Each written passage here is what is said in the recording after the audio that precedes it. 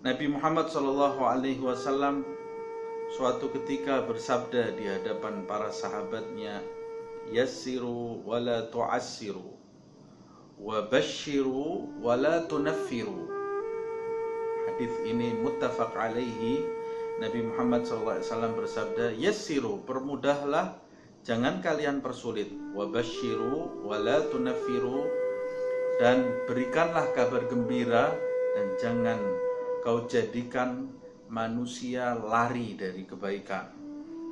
Nabi Muhammad SAW mengajarkan, jika disodorkan kepada kita dua jalan atau dua kondisi, maka pilihlah kondisi yang termudah selagi itu bukan suatu perbuatan yang berdosa. Begitu pula pilihkan untuk manusia jalan yang mudah bagi mereka untuk melaluinya, selagi itu bukan perbuatan dosa. Ketika kita dihadapkan oleh suatu pekerjaan, maka pilihlah pekerjaan yang paling mudah bagi kita, dan itu sunnah Nabi Muhammad SAW, seperti yang disampaikan oleh Sayyidah Aisyah. Jika Rasulullah SAW disodori dua hal, maka dia akan memilih hal yang termudah selagi itu bukan perbuatan dosa. Dan begitulah jalan Islam. Seperti dalam Islam misalnya, jalan Nabi Muhammad SAW menyegerakan berpuasa, mengundur waktu sahur untuk mempermudah manusia dalam menjalankan puasa, dan begitu dalam ibadah-ibadah yang lain. Selagi itu bukan perbuatan dosa, maka pilihlah jalan yang mudah.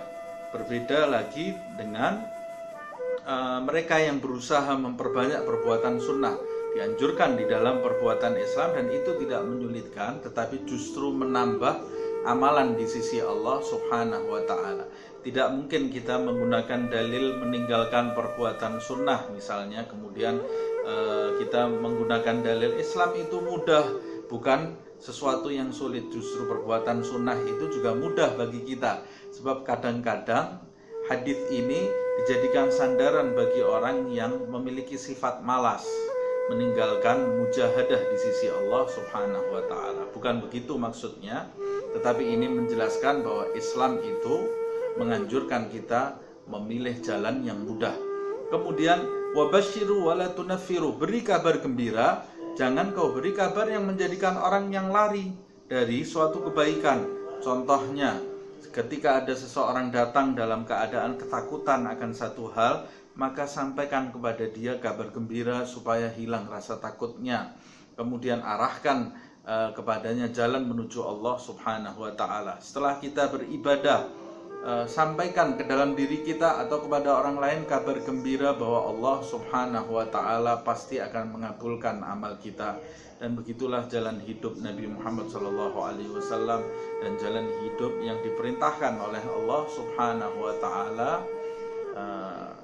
Yang sangat disayangkan, berapa banyak dari saudara kita saat ini justru mempersulit mereka yang ingin mendekat kepada Allah Subhanahu wa ta'ala,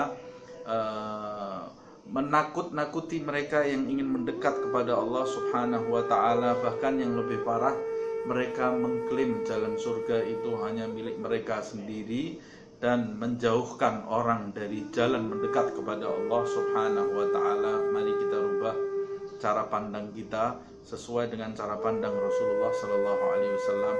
Ajaklah manusia menuju ke surga Allah Subhanahu wa ta'ala, dan permudahlah mereka untuk mendekat kepada Allah Subhanahu wa ta'ala. Wallahu a'lam.